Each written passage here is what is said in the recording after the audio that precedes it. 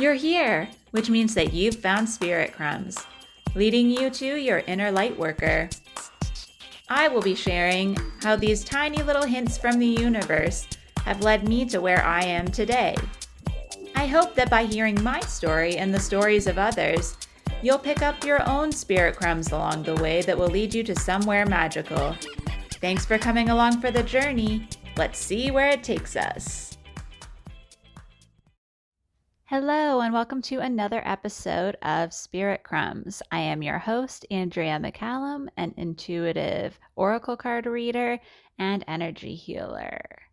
Today, I'm going to be talking about a book that has become a huge spirit crumb for me, which is the Celestine Prophecy by James Redfield. It's a book from 1993. So this book was written as a fictional book, but within it is some very real advice for life that I think really hits home for right now. I just want to start talking, first of all, on something that I kind of touched on last episode, which is how this is a spirit crumb for me. So, as I had mentioned in previous episodes, my mom had read this book when I was younger, which would have been in the early to mid 90s.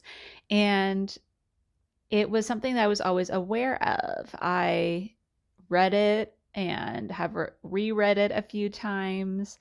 Um, and it's something that I come back to. And for me, it's a very, I guess you could say it's almost like a regular ritual where I have to read it every few years and see what I get from it because, like most books, if it's one that means a lot to us, we get something different each time. And it's been on my shelf since the last time I read it, which was, I think, when I first moved into this apartment. So I would say like 2017. And when I kept looking over at my shelf in like November, December, I was always drawn to that book. And so whenever that happens, like I've talked about before, when I get more frequent synchronicities for something, I realize it's going to be important. So over Christmas and before then, I had mentioned it to my mom a couple times that I wanted to read it again and asked if she wanted to read it. And when I came back after the holidays, there was a day that I did an interview with Joanna from Spiritual Soul Discovery, that podcast. We talked about spirit crumbs, and after that meeting, I actually had another meeting with a classmate about our art projects. And we just were talking about what we had read over the holidays. And somehow, of course, through synchronicities, I ended up talking about the Celestine Prophecy. And that morning, I had just taken it finally off the shelf and put it in its queue, as I like to call it, for the next thing that needs my attention right beside me. And after that, I said to that friend, I was like, you know what? I really now have to read this book because I was so excited when I was telling her about it. So I did start reading it, and it was before I recorded any of these episodes for Spirit Crumbs. And I'm so glad that I started it first because it really confirmed for me and got me re-energized about the choice I made to create this podcast with Spirit Crumbs at the center.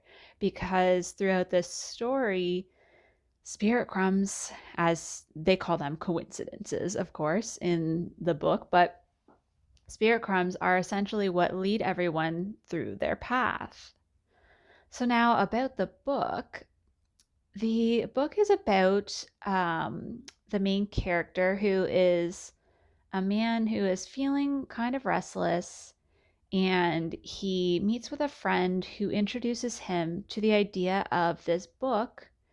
It's a manuscript, and within this manuscript, which is in Peru, he's in the United States, it's got 9 insights about life and this path towards a better humanity. And so, what his friend explains to him is that this manuscript outlines how there's going to be a spiritual renaissance in consciousness, as it's described, and that it will unfold for individuals and then the collective. And so these insights are kind of a step by step guide for how this is going to happen. And what I love about that is that that's kind of how we all start out on a spiritual awakening. Like, even for myself, how I described, I just felt restless before I went back to school. And I just was like, there's something that just doesn't feel right anymore. You know, you feel like you're in a rut, but you just don't know what that next step is, right? And that's kind of the feeling that they're talking about in this book. And so I think that the fact that everyone in 2020, most of us were taken out of our daily routine, and then you start to look at your life differently because you now have a new perspective. You're able to slow down. Or maybe for some people, everything ramped up really fast. Maybe they ran out of time. Like maybe it was a parent who now had a child at home. And so you start to realize how valuable your time is, and you start to reevaluate life and think, what do I really want to focus my energy and my time on? And so this restlessness, we don't usually know what the next step is. We don't know where to go to get the answers. And for me, that's kind of where this whole idea of like spirit crumbs comes in, right? With the intuition, followed by synchronicities, and then the spirit crumbs, and then looking back and realizing that there's this serendipity that runs all the way through. And so with this book, what I want to do is break it up into each insight. And so do one episode per insight. This episode is just an overview of the general themes of the book and kind of my introduction to it. And what I want to do is, I mentioned in the previous episode, I loved the series of podcast episodes on Oprah's Super Soul Sunday that she did with Eckhart Tolle, where they really broke down each chapter, each particular concept from The New Earth, which is another one of my favorite books. And what is interesting too is that the concept of a new earth is coming up a lot right now because we're into now what they call the age of Aquarius, where the focus is now shifting to the collective and to more intellectual concepts. And to me, this is a great time to kind of link anything that has this vision of a better version of humanity. In fact, a few weeks ago on my Concrete and Crystals Instagram, I posted this card that's in the Rebecca Campbell Work Your Light deck called Lemuria. And it's about this society, this is humanity that existed and was in harmony with nature. And all of these concepts, just to me, if you take the best parts of all of these different theories and, um, past civilizations and spiritual concepts, if you take the best parts of all of them and you start to live them yourself and then you lead by example, that's what starts to make a shift in the consciousness. And so when I started listening to these episodes of A New Earth, coincidentally, it just happened to be at a point where I was starting a new artistic project where I felt stuck and I needed something to listen to just that I would be able to leave on for a while because I'm very weird with podcasts where sometimes I like to pick and choose. Like I use the queue instead of like the actual playlist usually because I like to just pick and choose. But I noticed that I hadn't really listened to all of the episodes of A New Earth, and I had been meaning to read the book again and just hadn't had time. So I was like, this is perfect. And I put it on and listened to it and just ended up, I was so enthralled with the concepts and revisiting them and realizing there were parts that I kind of missed when I read the book the last time. And through that process, I ended up coming up with one of the works that I was the most excited about. I loved that piece. I actually ended up basing a gallery show the next semester about it, like from that starting point. So for me, I just was so excited about it. And there were people that I had been telling about the book for a while who I knew were not going to get around to buying it or reading it. And it is, sometimes I like listening to audiobooks when I can, but I'm the same way where sometimes I only have short chunks of time. So I sent it to a couple people actually who listened to it and really loved that format. So when I came across this book again, of course, it was at the time when I was still kind of outlining my concepts for my first episodes of Spirit Crumbs. And I realized that this was a great opportunity to be able to share the insights from this book in that format. So each insight can be an episode, and then I can chat a little bit about what that means to me in terms of Spirit Crumbs and how we can maybe look at that at this time. Because even though this was written in 1993, and it talks about how everything's going to start at the end of the 20th century, um, it takes time for anything to take hold if it's going to involve, a global shift. So I think that now we're kind of at the stage where everyone has been taken out of their routine in some point, in some way, like I was saying, and um, in order to reevaluate, sometimes we again, like I said, for other things, we just don't know where to start. So I thought after I just binged this book very quickly, that I would share these insights because I think that everyone will get different things from it. Everyone will be at different points in this path, but it really is a great just way to start thinking about life differently. Obviously, it's a fictional book, but for me, I don't read a lot of fiction, to be honest. I actually read mostly nonfiction. So for me to come back to a book multiple times that's not one of my nonfiction books, just goes to tell you that I do really, really believe in the concepts in this book. I almost consider it just a nonfiction book. And what I mentioned before was that the story is also a story. It's just that it's a journey of one man's experience of finding these insights. And I don't want to spoil that because I do think that it's something that people will really appreciate having the time to read themselves at some point. And like I said, I forgot about parts of that story too when I was rereading it. And there's also a film that was made about this book. So there's lots of ways that you can encounter the story part of it. But I think even hearing the insights from my perspective and my own summary, it's my own version of like from how I understand it, right? So everyone will benefit, I think, from eventually encountering it in other ways. But just in case someone isn't going to encounter it in other ways, at least the main points I think I'm covering.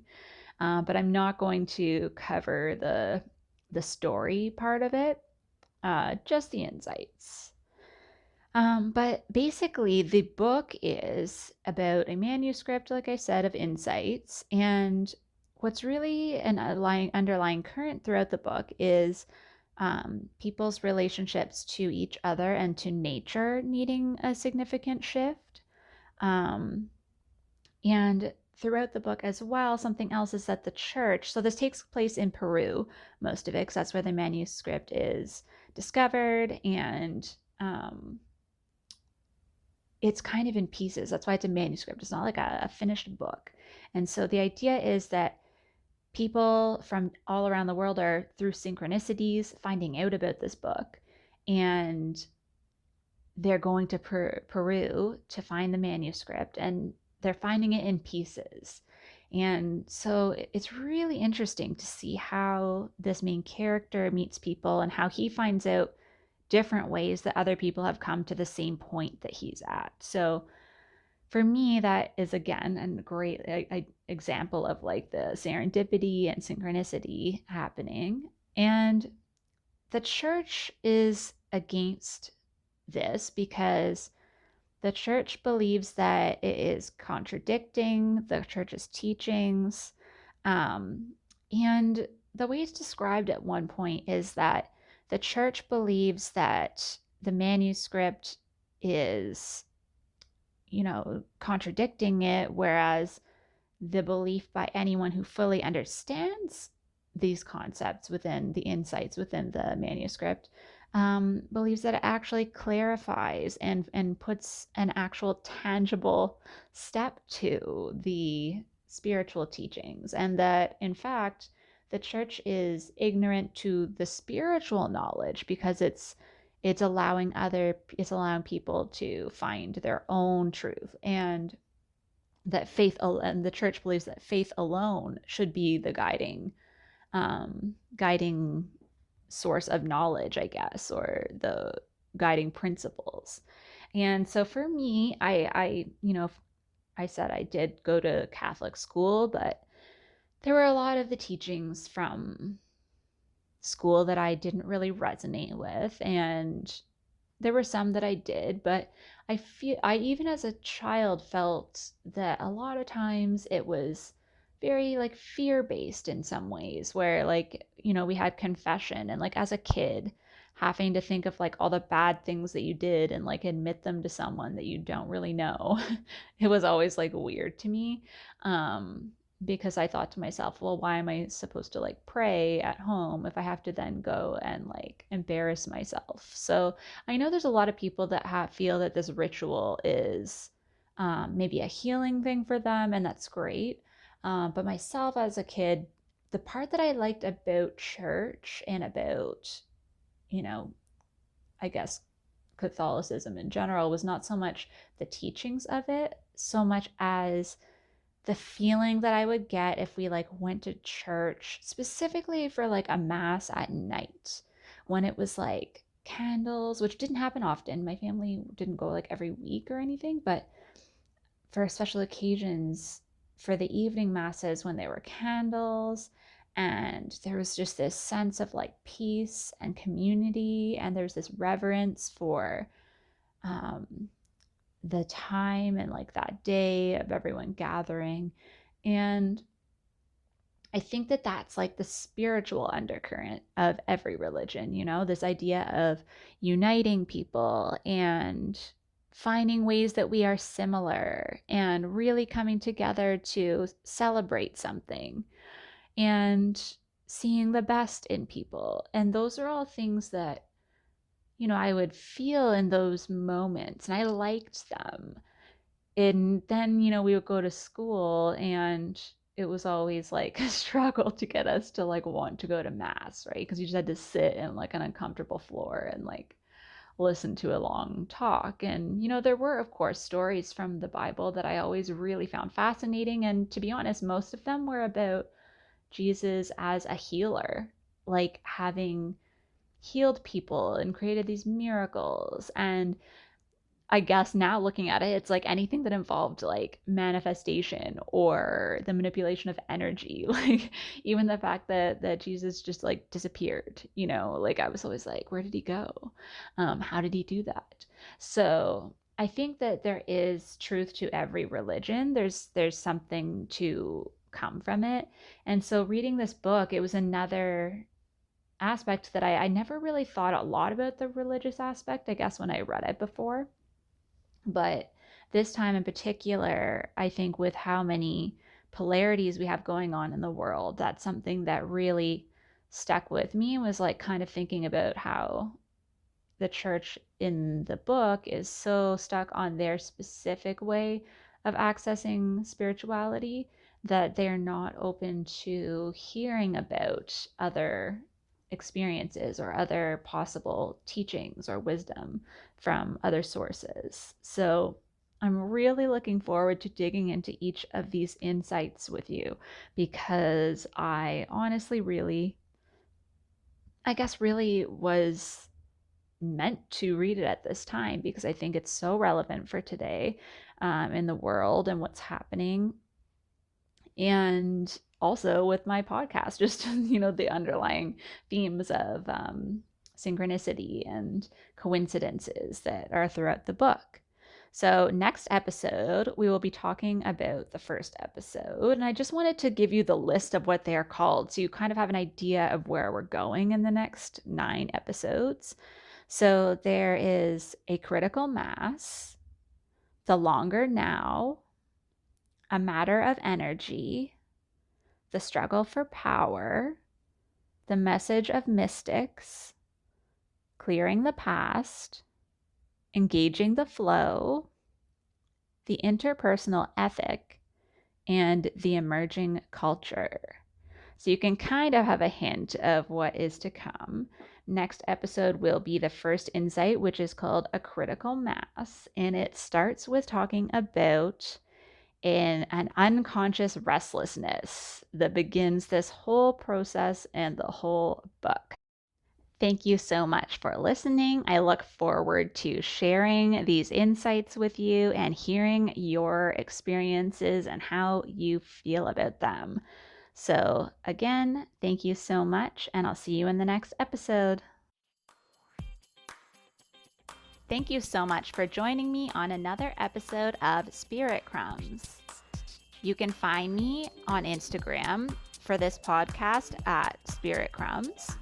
Or you can also find me at Concrete and Crystals for my own spiritual offerings and more tidbits about my own journey.